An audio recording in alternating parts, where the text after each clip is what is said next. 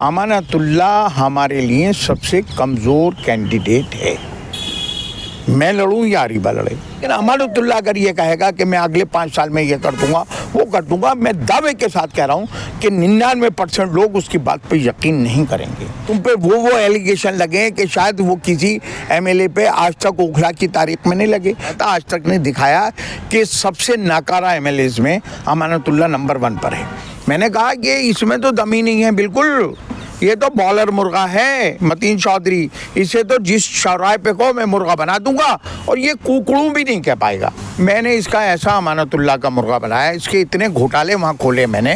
मुर्गा बनाने में भले ही आप माहिर हो, लेकिन मुर्गा बनाने के चक्कर में जेल तो हो गई आपको। मैं किसी ख्वातीन को छेड़ने में जेल नहीं गया, मैं किसी घोटाले में जेल नहीं गया। बिल्डर्स का पूरा एक गैंग बना हुआ है जो डिस्प्यूटेड प्लॉट खरीदता, उसका जो है लीडर अमानतुल्ला है। तो जमानत देने की ये गारंटी नहीं होती कि वो बरी हो गए।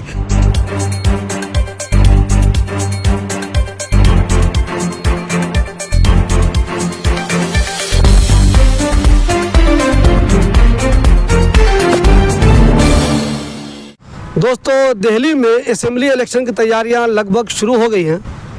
जो आप फेसबुक पे लोगों की पोस्ट देखते होंगे, पोस्टर देखते होंगे, लोगों के भाषण सुनते होंगे, इससे साफ साफ आपको अंदाज़ा हो गया होगा कि यहाँ तैयारी शुरू हो गई है। अभी मैं ओखला के पूर्व एमएलए आसिफ मोहम्मद खान के साथ हूँ, जिनका एक वीडियो इन दिनों बहुत वायरल हो रहा है। इन्होंने अमानतुल्ला खान को घोटालेबाज कहा है, इन्होंने चौधरी मतीन को घोटालेबाज कहा है, और पता नहीं क्या मुर्गा कुकरुकू ये सब भी कहा है। तो आसिफ भाई, आप तो ओखले में थे ही मशहूर अपनी बातें रखने के लिए, अब दिल्ली के दूसरे इलाकों में भी चले गए, कुछ ऐसी बातें कह दी आपने कि बहुत ख़तरनाक तरीके से वो वायरल हो रही है। देखिए शिबली भाई, मैं बिल्कुल सच पे की बात करने की कोशिश करता हूँ। मैं झूठ या मक्कारी की बातें नहीं करता। जो मेरा कल का वीडियो वायरल हो रहे हैं उसमें हकीकत है।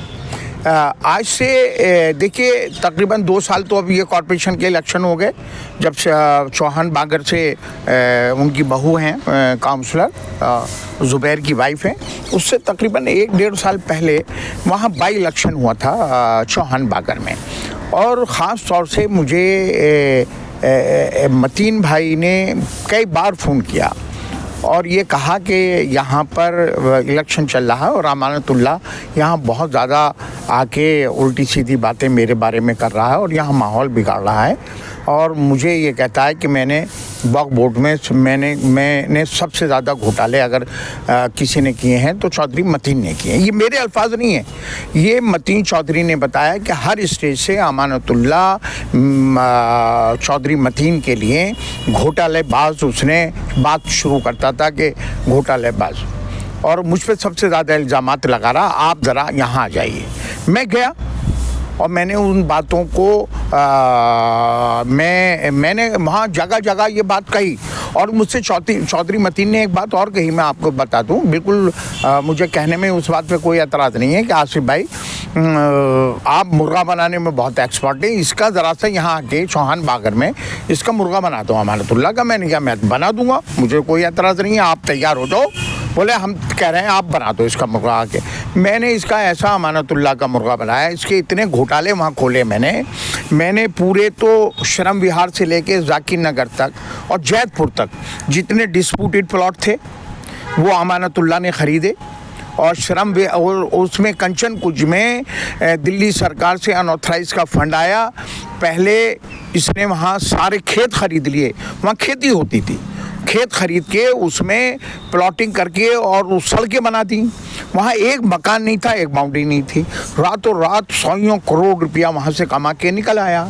ये सारी बातें हकीकत मैंने वहाँ लोगों से बयान की और लोगों को बताया कि किस तरह से ये बिल्डर्स का पूरा एक गैंग बना हुआ है जो डिस्प्यूटेड प्लॉट खरीदता, उसका जो है लीडर अमानतुल्ला है।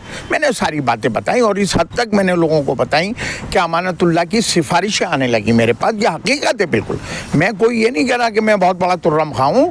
इसने मेरे पास कई बार लोगों को भेजा अमानतुल्ला ने और कहा यार आसिफ भाई मेरी बहुत बेइज्जती कर रहे हैं, मेरे बहुत वहाँ उल्टी सीधी मेरे घोटालों की बात कर रहे हैं, उन्हें थोड़ा सा समझाओ। लेकिन मैं उसी अंदाज में वहाँ किया और जुबैर जीत गया इलेक्शन। बात अब यहाँ आती है, जो कल जो वीडियो वायरल हुआ है, बात यहाँ आती है कि वही मतीन चौधरी जिन पे अमानतुल्लाह वक्फ बोर्ड के घोटालों के इल्ज़ामात लगाता था और जवाब में मतीन चौधरी अमानतुल्लाह को कहता था ये सबसे बड़ा घोटालेबाज है वक्फ बोर्ड में। आज ये बड़ी हैरानी की बात है कि दोनों घोटालेबाज आज बहुत नीट एंड क्लीन हो गए और दोनों आम आदमी पार्टी में। और मैंने तो यहाँ तक सुना है कि अभी जब अमानतुल्लाह जेल से छूट कर आए तो रात को चौधरी मतीन मिठाई का डिब्बा और बूके भी लेकर आए थे अमानतुल्लाह को मुबारकबाद देने का, और दोनों गले में मिलते हुए, किसी ने सुना जो पीछे बैठा था, सुना कि यार वो ऐसा है कि मैंने इतने नहीं घोटाले करे जितने तुमने बताया। उन्होंने कहा तुमने भी तो मेरे बारे में बताया था। दोनों आपस में अपने घोटालों की बात, फिर दोनों ने कहा चलो अब तो दोनों एक ही पार्टी में, अब देखेंगे आगे चलकर। तो जब दोनों अब मिल के घोटाला करेंगे, जब अलग अलग घोटाला कर रहे थे एक दूसरे की पोल खुल रहे थे, लेकिन अब दोनों एक ही पार्टी में आके और पावर की पार्टी में आकर बैठ गए, दोनों घोटाले करेंगे तो हम तो अपोजिशन में, हम तो इनके घोटाले खोलेंगे। और मैंने कल कहा कि हाजी इशराक लड़ रहे थे जुबैर के खिलाफ, पहले वो एमएलए थे, लेकिन जाने किसने एडवाइस दी, वो काउंसलर का वहाँ टिकट कट गया था, काउंसलर का लड़ रहे थे। तो मैंने वो कल स्टेज से कहा कि अब मुझे हाजी इशराक साहब भूरा खान ने बुलाया कि मतीन चौधरी का मुर्गा बना दूं। मैंने कहा कि इसमें तो दम ही नहीं है, बिल्कुल ये तो बॉलर मुर्गा है मतीन चौधरी, इसे तो जिस चौराहे पे को मैं मुर्गा बना दूंगा और ये कुकड़ू भी नहीं कह पाएगा। मैं आपको सही बता रहा हूँ, मुझ जैसा आदमी सीलमपुर में, क्योंकि वहाँ दूसरा तरह का माहौल है, वहाँ इन्होंने कांग्रेस को पनपने ही नहीं दिया, ये वन मैन शो है, वहाँ लीडर्स को पनपने ही नहीं दिया। आसिफ भाई एक बात ये है ना, मुर्गा बनाने में भले ही आप माहिर हो, लेकिन मुर्गा बनाने के चक्कर में जेल तो हो गई आपको। देखिए आप एक बात बताएं, अगर आप जायज़ लड़ाई लड़ते हैं, आप अवाम के हुकूक की लड़ाई लड़ते हैं, घोटालेबाजों के खिलाफ लड़ाई लड़ते हैं, आप नाइंसाफ़ी के खिलाफ लड़ते हैं, तो आपको फ़ख्र होना चाहिए कि आप जेल गए। मैं आपको एक बात बता दूं, मैंने 97 में पहली बार जब बायोडेटा कांग्रेस में दिया था तो मैंने उसमें बड़े बोल्डली लिखा था, उस ज़माने में बायोडेटा में हम फ़ख्र के साथ लिखा था कि हम इतनी बार जेल गए और हम पे इतने केस रजिस्टर्ड हैं। लेकिन बदकिस्मती से अब घोटालेबाज और क्रिमिनल और गैंग्स आ गए पार्टियों में, तो ये आवाम के बीच में जेल जाने के लिए एक गलत एक मैसेज जाने लगा, क्योंकि अब दूसरे टाइप के लोग आ गए और वो जेलों में जाते हैं। जैसे अल्लाह का शुक्र है कि मैं ज़ाती किसी उसमें नहीं गया, या तो डीडीए वालों को मारने में गया, या पुलिस वालों को मारने में गया, एमसीडी वालों को पीटने में गया। मैंने हमेशा जुल्म और ज़ाती के खिलाफ, लोगों ने चाहे कुछ भी अफवाहें उड़ाई, मैं अफवाहों में ऑन रिकॉर्ड जो चीज़ है, मैं कभी ज़ाती मामले में या किसी ऐसे मामले में नहीं गया। देखिए मुझे ये बात कहनी नहीं चाहिए, लेकिन मुझे मजबूरन कहनी पड़ रही है कि मैं किसी ख्वातीन को छेड़ने में जेल नहीं गया, मैं किसी घोटाले में जेल नहीं गया। मुझ पे ये एलिगेशन मुझे हाँ लगे कि डीडीए वालों को पीट दिया, डीडीए वाले ज़मीन घेरने आए थे, उनकी बाउंड्री तोड़ दी। अभी मैं पिछले दिनों में गया था, कोर्ट ने कहा साहब आपने, अरे हाँ भाई, तुम आम लोगों की ज़मीनें घेरोगे, मुआवजा नहीं दोगे तो हम लड़ाई लड़ेंगे। मकानात तोड़ दिए बटला हाउस में पीछे, पहले भी हम गए थे, लोगों को मुआवजा देते नहीं है, आगे बुलडोजर चलाने लगते हैं। तो यही भाई मुझे ये बताइए, अब जिस अमानत को घोटालेबाज कह रहे हैं वो तो जमानत पे आ गए ना बाहर। देखिए बड़े बड़े घोटालेबाज और बड़े बड़े मर्डरर्स भी तो जेल से बाहर आते हैं, अभी केस तो फिनिश नहीं हुआ। देखिए जमानत मिलना इस बात की गारंटी नहीं है कि आप केस में बरी हो गए। जो 4-4, 5-5 मर्डर कर देते हैं और सारे सबूत होते हैं, उनको भी कोर्ट एक स्टेज के बाद 2-4 साल के बाद या 6 महीने बाद या 3 महीने बाद कोर्ट उनको भी जमानत दे देता है। तो जमानत देने की ये गारंटी नहीं होती कि वो बरी हो गए। और इन पे एलिगेशन भ्रष्टाचार के लगे, हम पे कभी भ्रष्टाचार के केस क्यों नहीं लगे? हम कभी भ्रष्टाचार में क्यों नहीं जेल में गए? हाँ गए, अथॉरिटी से लड़ते हुए गए। हमें इस बात पे फख्र है, आवाम के लिए लड़ाई लड़ेंगे और हम जेल जाएंगे, हमें इस बात पे कोई हमें परेशानी नहीं है। आसिफ भाई, लोग कहते हैं कि आम आदमी पार्टी के भी बहुत सारे लोग, कांग्रेस के बहुत सारे लोग आप भी या रीवा भी और दूसरे जो भी लोग हैं, शोएब दानिश हो या परवेज़ हाशमी हो या ख़ुद आम आदमी पार्टी के बहुत सारे लोग हों, वो खुशी मना रहे थे कि अमातुल्लाह खान को अब जेल में है, अब वो जेल में रहेंगे ही। हम लोग यहाँ आराम से तैयारी करेंगे। कोई टिकट की उम्मीद में था और आप जैसे लोग अगर टिकट मिल जाए तो आसानी से बिल्कुल आप जीतने की उम्मीद में थे। अब अमातुल्लाह खान आ गए हैं बाहर, तो लोग कह रहे हैं आसिफ भाई टेंशन में आ रही है तो बाहर आ गया। आप यकीन मानिए, मगरिब का टाइम है, मैं आपसे झूठ नहीं बोल रहा, असर और मगरिब के टाइम मुझे बेइंतहा खुशी है कि वो बाहर आया। आपने देखा कि वो जब तक जेल में रहा मैंने उसके खिलाफ एक लफ्ज़ भी नहीं बोला। इस बात की वो सिंपैथी लेता, उसकी वाइफ को टिकट मिलता या उसको मिलता, उसकी वाइफ बुरखे में स्टेज पे तस्वे बहाती, आंसू बहाती और लोगों से भीख मांगती। हो सकता है लोग इस हमदर्दी में उसको वोट देते थे। मैंने जब वो जेल में गया मैंने उसके खिलाफ एक लफ्ज़ भी नहीं बोला।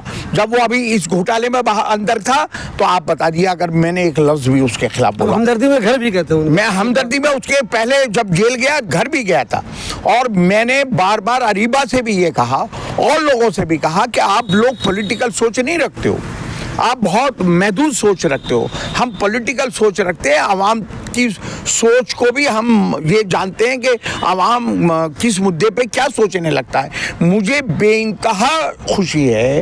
अब वो ये भी नहीं कह पाएगा कि साहब फला रोड इसलिए नहीं बनी कि मैं हमारा उनकी वाइफ कहेगी कि साहब वो एरिया में काम नहीं हुए इसलिए कि वो जेल में हैं या आप जेल से बाहर निकालिए। अब तो वो बाहर है ना, अभी 3-4 महीने हैं, पूरे एरिया को जन्नत बना दे वो। अब तो बजट की देखिए, मैं आपको एक बात बता दूं कि आज मैं देख रहा था, आज तक के सर्वे दिखा रहा था, आज तक ने दिखाया कि सबसे नाकारा एमएलएज में अमानतुल्लाह नंबर 1 पर है, जिसने अपने बजट ही नहीं लगाया आज तक कि ने आज वो वायरल है वो न्यूज़ और चल रही है, सब लोगों के पास है कि आज तक ने उसमें जो उनके पास लिस्ट है सबसे नाकारा एमएलएज में, उसमें टॉप पे अमानतुल्लाह है। एक बात और शिबली साहब मैं आपको बात बता दूं कि जब मैं एमएलए था हमें 4 करोड़ रुपया मिलता था एमएलए फंड में और मैं 5 साल टोटल एमएलए 2 बार जीता, लेकिन बदकिस्मती से एक बार मैं 10 महीने रहा, एक बार 8 महीने रहा। मैं 5.25 साल एमएलए रहा, 5 साल ही मान लीजिए, तो मुझे 20 करोड़ रुपया मिला और 20 करोड़ में मैंने तैमूर नगर खिदराबाद से जाकिर नगर बटला जोगाबाई अबुल फजल शाहीन आली गांव तक मक्की मस्जिद तक एक रोड को ये नहीं बता सकता कि मेरी रोड 5 साल में छूट गई थी और किसी को परेशानी नहीं हुई। जाकिर नगर बटला और जोगाबाई में मैंने कितने नाले बनवा दिए है ना, तो मुझे 20 करोड़ में। और आज जब से केजरीवाल जीता है तो इसने अपने एमएलएस का 10 करोड़ रुपया, ये ऑफिशियल है, आप उनकी वेबसाइट पर जाइए दिल्ली सरकार की एमएलए फंड चेक करिए, 10 करोड़ एक एमएलए का साल का बजट है और इस साल 15 लाख करोड़ कर दिया, ये लास्ट इसी साल किया। तो अगर आप 10 करोड़ भी मान लेते हैं तो पूरे 10 साल में अमानतुल्लाह को 100 करोड़ रुपया एमएलए फंड में मिला है।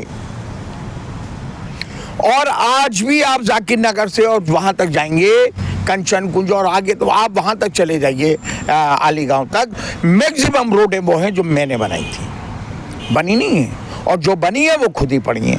और आपको याद होगा गफ्फार मंजिल में जब मैं एमएलए था, शीला दीक्षित आई थी, 450 करोड़ रुपये सीवेज के लिए दिया था। जो काम आप चल रहा है ना, कोई क्रेडिट लेके जाने की कोशिश करता रहे, लेकिन ये 450 करोड़ रुपये अलग से एक्स्ट्रा बजट शीला दीक्षित ने जामिया नगर को दिया था, जिसका उसको पैसे को भी दरहम कर दिया। मैंने 2 करोड़ 8 लाख रुपए बटला हाउस कब्रिस्तान की बाउंड्री के लिए दिया था एमएलए फंड से, और कब्रिस्तान कब से कोई उसमें 1 रुपया सरकारी नहीं लगा पाया था, मैंने लगवाया। आज उस बाउंड्री का हाल देख लीजिए, मेरे बनते बनते मुश्किल से 10% बाउंड्री बन पाई थी मैं एमएलए था, उसके बाद इलेक्शन हो गया, 90% अमानतुल्लाह के एरिया टाइम में बनी। आज उस 2 करोड़ रुपए का हाल देखिए, कब्रिस्तान की बाउंड्री का मैक्सिमम पत्थर नीचे गिर गया। अच्छा मुझे ये बताइए, आप टिकट के लिए किस तरह कोशिश कर रहे हैं, आप या रीवा, और अगर आपकी टिकट हो जाती है, मेरी नेक ख्वाहिशात है आपकी टिकट हो जाए और उधर से अमानत की टिकट हो जाती है, तो आप अमानत को कैसे आंक रहे हैं? क्या आपके लिए वो मुश्किल है, आसान है, टक्कर है, क्या समझ रहे हैं आप? देखिए, बहुत से लोग कहते हैं कि अमानत का टिकट कट जाएगा। मुझे ये बात बोलनी नहीं चाहिए, ये तो हमारे अपने गुर होते हैं या अपने हमारे वो होते हैं कि हम किन किन चीज़ों पे लड़ना चाहते हैं। मैं अपने दोस्तों से कहता हूँ कि आप गलत फहमी में हो, टिकट अमानतुल्लाह को ही मिलना चाहिए। अगर फ्रेश आदमी को टिकट मिल गया, आप उसकी क्या कमियाँ गिनाएंगे, क्या घोटाले बताएंगे, आपको परेशानी हो सकती है। अमानतुल्लाह हमारे लिए सबसे कमज़ोर कैंडिडेट है। मैं लड़ूं या अरीबा लड़े, हम ये चाहते हैं। जब ये हुआ कि जेल में होगा, बीवी को मिलेगा, तो हम इस बात में टेंशन में थे। आप जब फ्रेश कैंडिडेट आ जाता है तो आप उसके बारे में, वो तो सब ये कहेगा कि मैं कल को आऊँगा तो मैं तो एरिया में मार्बल बिछवा दूंगा, मैं तो शीशे की सड़कें बनवा दूंगा, क्योंकि उसे आपने बरता नहीं है। तो हो सकता है आप एक बार बहकावे में आ जाएं। लेकिन अमानतुल्लाह अगर ये कहेगा कि मैं अगले 5 साल में ये कर दूंगा, वो कर दूंगा, मैं दावे के साथ कह रहा हूँ कि 99% लोग उसकी बात पे यकीन नहीं करेंगे। क्योंकि जिस आदमी को 10 साल मिल गए, उसने पूरे ओखला का निज़ाम दरहम बरहम कर दिया, पूरे एरिया को जहन्नुम बना दिया, और अब वो कह रहा कि अगला मौका मुझे दे दिए, तो फिर उसके बाद फिर ये कहेगा कि एक बार और मौका दे दीजिए। तो मौके में ओखला पिछले, ये मैं कह रहा हूँ कि ओखला कम से कम 20 साल पीछे चला गया पिछले 10 साल में।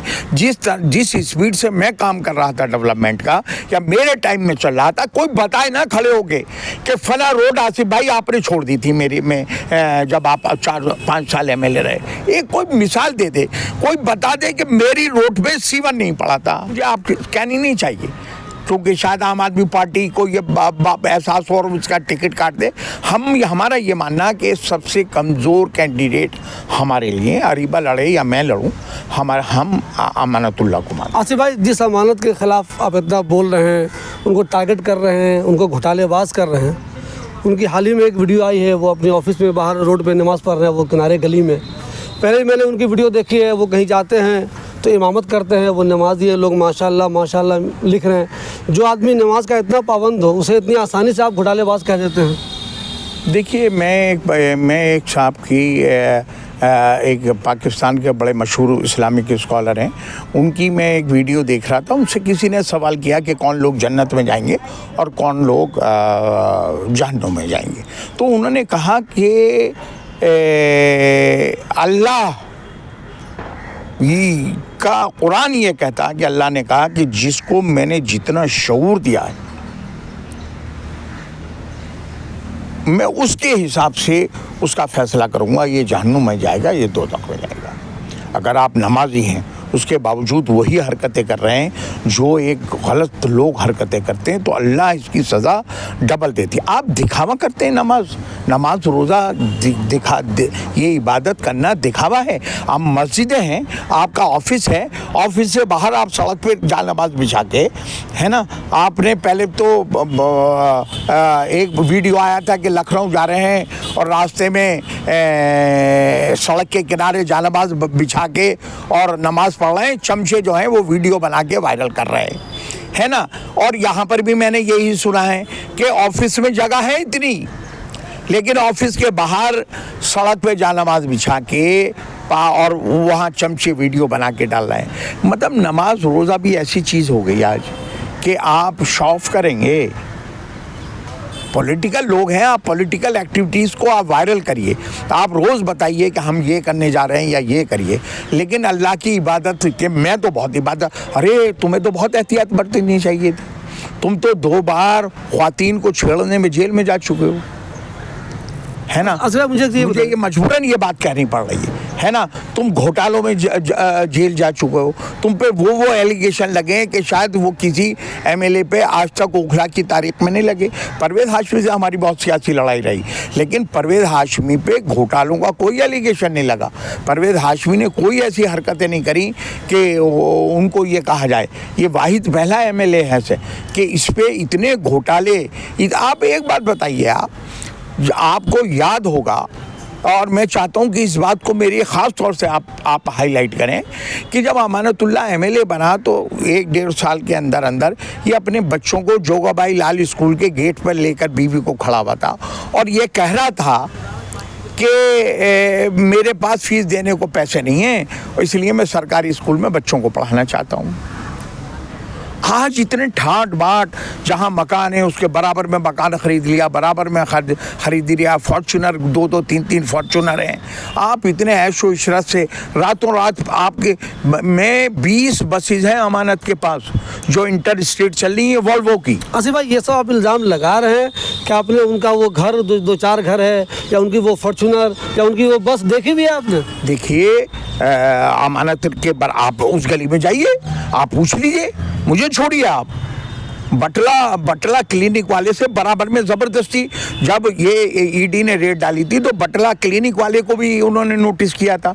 उसने कहा कि साहब मुझसे ज़बरदस्ती मेरा प्लॉट ख़रीदा इन्होंने और कम पैसे में ख़रीदा, मुझे दप्पड़ दे के ख़रीदा। ये ऑफिशियल उसमें रिकॉर्ड लगा हुआ है। अमानतुल्लाह पे एलिगेशन लगा कि जो दंगों के लिए इन्होंने ना एक पर्सनल बैंक अकाउंट जारी किया, उस पर्सनल बैंक अकाउंट में कई करोड़ रुपया है, वो पैसे गए कहाँ? हर किसी ने दिल खोल के इनके अकाउंट में पैसे डाले। पहली बात तो वो पैसा वक्फ बोर्ड के अकाउंट में जाना चाहिए था। तुम कौन होते हो? अच्छा आसिफ भाई, एक सवाल ये कर लेते हैं कि एमएलए के टिकट के लिए आपका दावा ज़्यादा मजबूत नज़र आ रहा है पार्टी में कि अरीबा का ज़्यादा नज़र आ रहा है? देखिए, पार्टी जिसको भी देगी और नहीं भी देगी, मैं आपको एक बात बता दूं, पिछली बार भी मेरा टिकट कटा था और मैंने जिसको भी दिया, जिसको क्या, परवेज़ हाशमी को दिया। तो मैं अगर कांग्रेस पार्टी की पॉलिसीज़ में यकीन रखता हूँ, मैं मुनाफिक नहीं हो सकता। मैंने ईमानदारी से परवेज़ हाशमी का इलेक्शन लड़ाया और आज भी आपसे ये ऑन रिकॉर्ड कह रहा हूँ। वैसे इंशाल्लाह मुझे मिलेगा, और नहीं भी मिलता है, मान लीजिए आप, नहीं भी मिलता है तो जिस कांग्रेस के कैंडिडेट को टिकट मिलेगा मैं ईमानदारी से उसका इलेक्शन लड़ाऊंगा, ना मैं पार्टी को छोड़ रहा, क्योंकि मैं उन लोगों में से मुनाफिकत वाले मुनाफिक लोगों में से नहीं हूँ कि सिर्फ ज़ाती तौर से अपने भलाई के लिए आप किसी के गर्दन पे छुरी फेरें या पार्टी के साथ गद्दारी करें या जो भी आप हरकतें करें। मैं बिल्कुल, बहुत से लोग मुझे पसंद करते हैं, बहुत से नहीं करते, लेकिन हाँ मैं ये बात कहता हूँ, मैं ढोंग फरेब नहीं करता। आसिफ भाई, अभी बहुत से लोग कह रहे थे जो अहमदुल्ला खान बहुत परेशानी में थे, तो मुझसे बहुत जेल में थे, वो लोगों को चांस नहीं थी कि वो बाहर आ पाएंगे, वो बाहर आ गए। तो मुझसे बहुत से लोग कह रहे थे कि आसिफ भाई भी कोशिश कर रहा हूँ आम आदमी पार्टी में जाने की, तो क्या ऐसी कोई प्लानिंग आपकी थी या आप अरीबा के लिए कोई कोशिश कर रहे थे, या बिल्कुल झूठी बात लोग कह रहे थे? देखिए, अब इन बातों को छोड़िए, आप एक बात बताइए शिबली भाई, मैंने अमानतुल्लाह के ख़िलाफ़ इतने बोला है, मैंने केजरीवाल के ख़िलाफ़ इतना बोला है, CA NRC के मसले उठाए हैं, और जब मैं एमएलए था तो मैंने इसकी केजरीवाल की दौड़ लगवाई थी सेक्रेटेरिएट में भी, प्रेस कॉन्फ्रेंस इसकी धर्म भरम कर दी थी। आप कैसे मुझसे उम्मीद कर सकते हैं कि मैं कांग्रेस में, आम आदमी पार्टी में जाके और फिर केजरीवाल के गुण गाऊंगा? मैं उन लोगों में से नहीं हूँ। मैं बिल्कुल दो टूक बात करने वाला आदमी हूँ।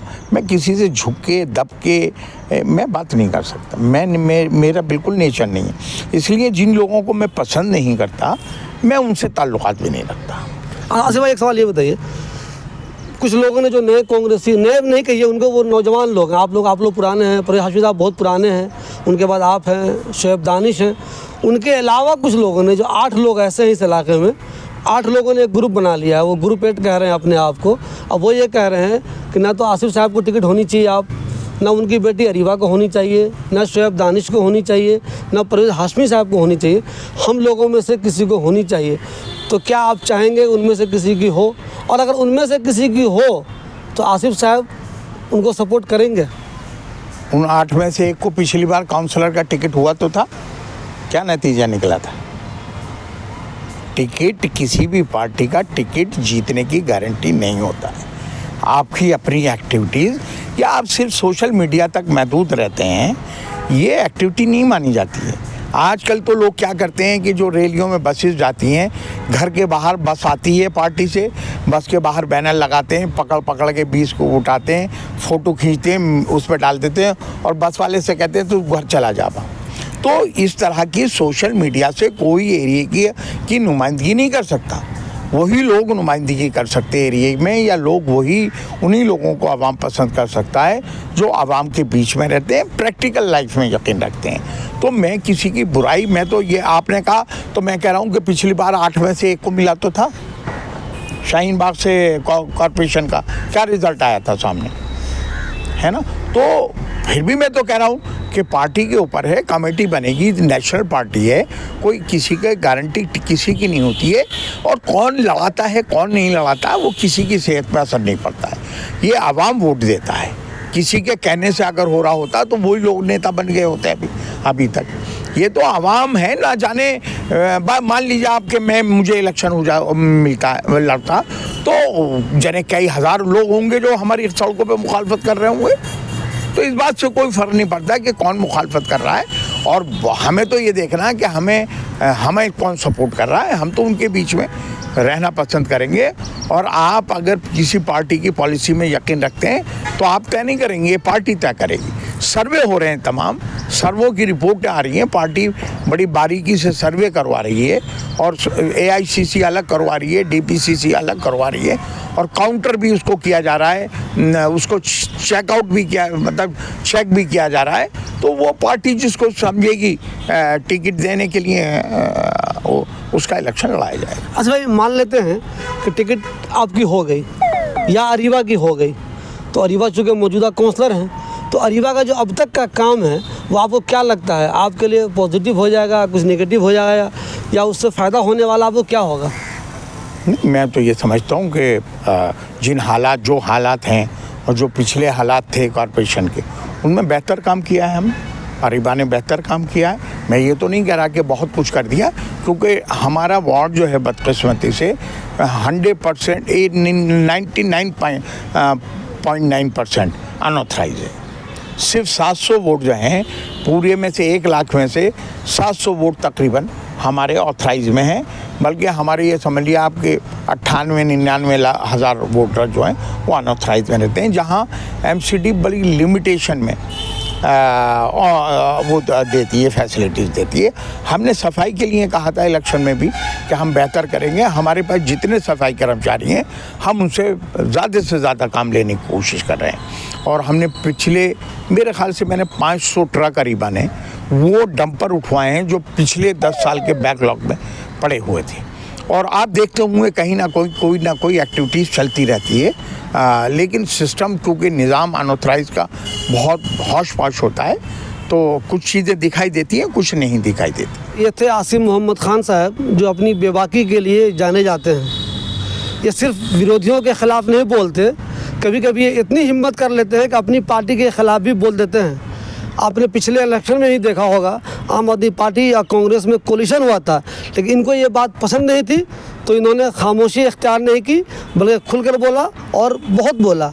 आगे भी ये बोलते ही रहेंगे, इन पर किसी बात का कभी कोई असर नहीं होता। हो सकता है आप में से बहुत से लोगों को इनकी कुछ बातें पसंद नहीं आती होंगी, लेकिन जो लोग इनके दीवाने हैं वो इनके इसी अंदाज़ को पसंद करते हैं, और उनको लगता है नहीं, आसिम मोहम्मद खान जैसे बोल्ड हैं वैसे ही बोल्ड उनको हमेशा बने रहना चाहिए।